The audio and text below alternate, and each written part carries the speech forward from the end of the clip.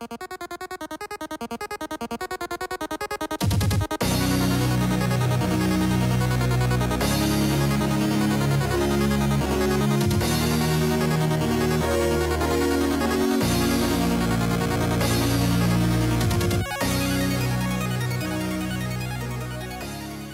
everybody, and welcome back to another One of Everything Wednesdays. I am your host, MrBevers. That's right, we're back with the final installment of CloutsnChara, located in Kitchener, Ontario. They are a bit of a hockey hobby card store. They did have some MTG stuff there. They definitely had a lot of like singles and packs and memorabilia and things like, you know, like the cardboard cutouts and all that kind of stuff. Like they had a lot of MTG stuff there, but it looked like they were maybe slowing down on it because the number of booster boxes that they had there that were open to sell packs from was quite limited, actually. A lot of these packs they had them in the back, and they had like one of or two of these. I only picked up one of each because they are available there. They still have some of these available. I think the only one that only had one of was like the Modern Masters 2015 or something like that. I can't remember which one it was. There was one that was like, they gave me one pack and I was like, well, it's not really representative of like what you have available, but like the other ones, yeah, okay. So like they still have a couple packs of each of these sets. You just have to ask for it if you go in. Okay. So anyway, let's get right into it. We're going to be doing some sweet packs here. We got Saviors of Kamigawa, Betrayers of Kamigawa, Fifth Dawn, Darksteel, Legions, Onslaught, and Odyssey. Some spicy stuff right here. So let's put this over to the side like so that you guys can still see the stack. And let's get right in. Opening the newest packs first. So Saviors of Kamigawa is the newest pack. Let's get right into it. And what can we see out of Saviors? I have it open here.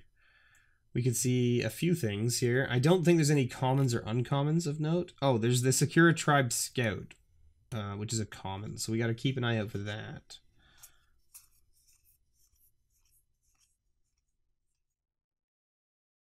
No Tribe Scout. Okay. Rushing Tide Zubera, or Zubera. Aether Shockwave. Haru Ona. And our rare, Reki, the History of Kamigawa. $6. $6 rare right there. Pretty nice. And we got a foil. A sweet foil. So Kenzen Spellblade.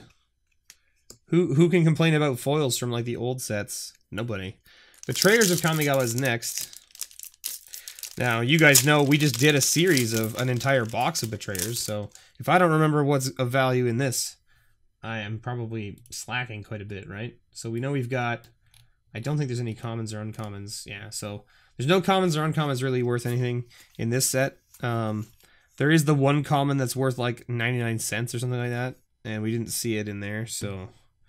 Kitsune Palliator, I guess. Ashen Monstrosity. Kalo Jushi, which turns into Jaraku the Interloper. The old flip cards, that's how this worked. And our rare, Mirror Gallery. Nice. We'll take it. That's like a $10 rare almost. Nice. 2 hits. 2 packs, 2 hits. We got some good stuff adding to the patron pile this week. I'm super stoked. Fifth Dawn is next. What do we got? Fifth Dawn. Fifth Dawn has some sweet stuff in it that we could see. Now, whether we will see it or not is another question, but it does have some sweet stuff in it. Let me just take a quick peek here and see if there's any commons or uncommons. I don't know if there are. Oh, there's a whole bunch of stuff. Okay. So we've got Grinding Station, Knight's Whisper, Lantern of Insight, Eternal Witness, Steel Shaper's Gift, Crack Clan Ironworks, which is banned now, so it's probably going to go down in price. Those are all uncommons that are in like the $4 range or lower.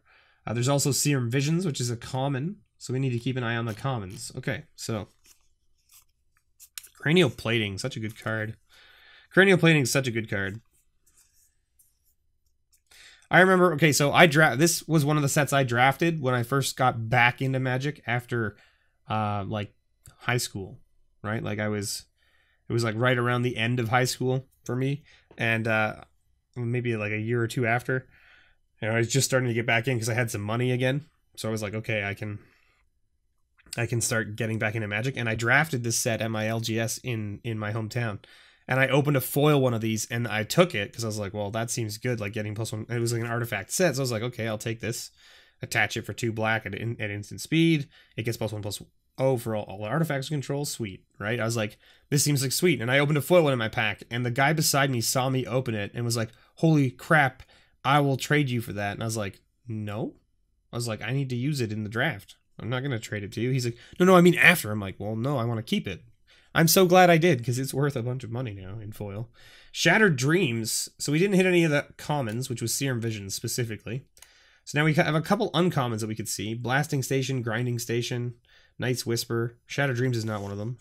Spinal Parasite is not one of them. And Magma Jet, good old Magma Jet. Good card. Not worth anything, unfortunately. And our rare, though, Ion Storm. Nobody wants that. There's so many good artifact rares we could have pulled out of this set, and we just didn't get there. But we did get a foil. An Early Frost. Too bad it's not a foil of, like, Crack Clay and Ironworks or something like that. Steel Shaper's Gift or Eternal Witness. Hey, even if it was a foil Serum Visions, that'd be sweet. Dark Steel is next. So we whiffed on the 5th Dawn pack. Dark Steel is next. Let's see. Commons, uncommons? No. Okay, only the rares are of value from this set. But that's okay, because Dark Steel is still a sweet set as well.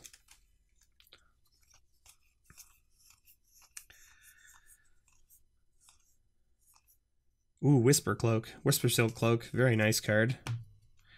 Scrounge. Arcbound Crusher. Stir the Pride. It's a good card as well. And our rare? Shield of Caldra. Caldra? Shield of Caldra. $3 rare? Alright. We hit something. We've got 3 cards to add to the patron pile right now. Legions is next. Legions is a little bit disappointing. These packs, you're not going to see a whole heck of a lot in Legions that's like really worth anything. There's only like what I'm seeing here. 1, 2, 3, 4, 5, 6, 7. There are 7 cards out of this entire set of 145 cards that are worth $2 or more. That being said, if you like Tribal, Legions is a great set to go and pick up some cards from. Lots of slivers, lots of goblins, lots of zombies. Like it's just good. It's a good soldiers too, yeah. Wizards, yeah. Okay. Goblins, beasts. Good old bird tokens. Alright. First uncommon, an enormous Baloth. 7/7 for 7. Alright. Frenetic Raptor, 6/6 for 6. Wall of Deceit, an 0/5 for 2. And you can turn it face down for 3 mana. It turns into a 2/2. That's kind of funny. And our rare, Ghastly Remains. 3 mana zombie creature with Amplify 1. This card comes into play, put a 1/1 counter on it for each zombie card you reveal in your hand. At the beginning of your upkeep, if Ghastly Remains is in your graveyard, you may pay 3. If you do, return it from your graveyard to your hand. There you go. Not anything of value, but a really cool card. Alright, next up, Onslaught. Now, Onslaught has, of course, everyone knows, Onslaught has some sweet rares in it, right? Because it's got all those fetch lands. But it also has some uncommons of interest. It's got Pile Driver, which is that a rare? It's a rare, not an uncommon. I'm trying to like look here. Oh, I know what I need to do. Is there a way to, there's a way to change this, right? Give me 2 seconds here. Do not scale the cards. So it makes them all small. All right, but now I can see. Yeah, okay, rares. That's a rare, uncommon. We got Wirewood Lodge at uncommon.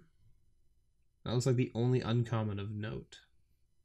But there are quite a few rares in this set that are worth stuff. I think we opened up a Patriarch's Bidding last time we opened up Onslaught, which is a nice card. No commons of note either.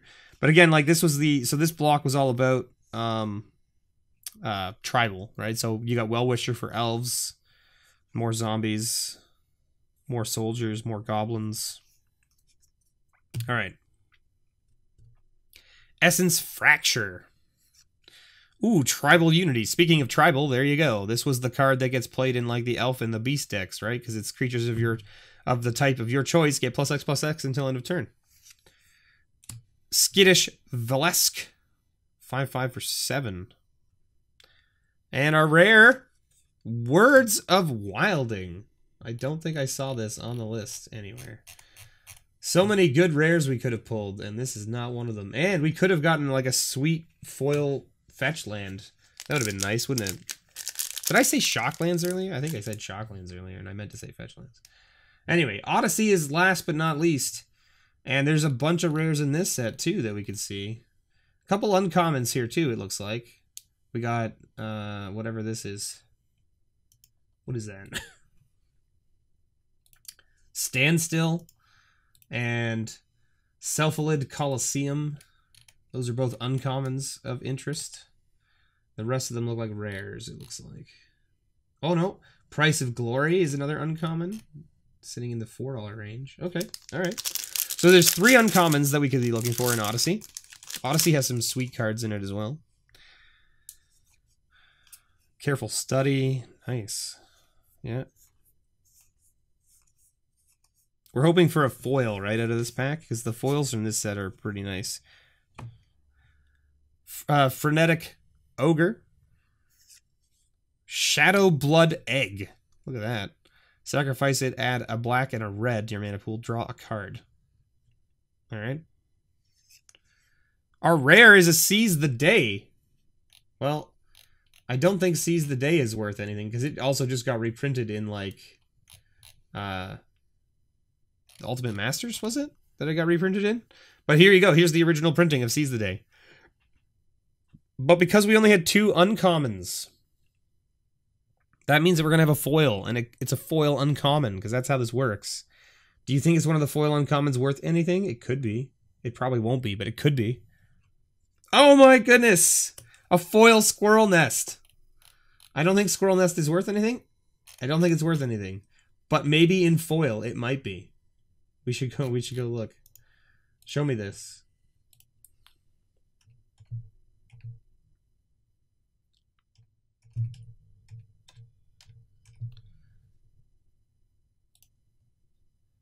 Let's see what this finds. It's worth $1. This is an $8 foil. Almost an $8 foil, like $7.50. Look at that. That's pretty sweet. That's pretty sweet. Squirrel Nest is a sweet card. Absolutely a sweet card. So there you go. A nice foil to add to the patron pile too. I'll take it. We got some pretty good hits this week for our patron pile. I'm super stoked about it. I hope you are too, patrons. Thank you so much. If you're interested in becoming a patron and wondering how you could get your hands on some of these sweet pulls that we're making, go check out my Patreon page. Basically, the way it works is I don't have it in there, I guess. So maybe that's something I need to change. But every month that you roll over, so every month that you continue to be a patron, you are entered into the patron pile giveaway, which is what this is building. And what that is it's essentially you have a chance to get one of these cards every month.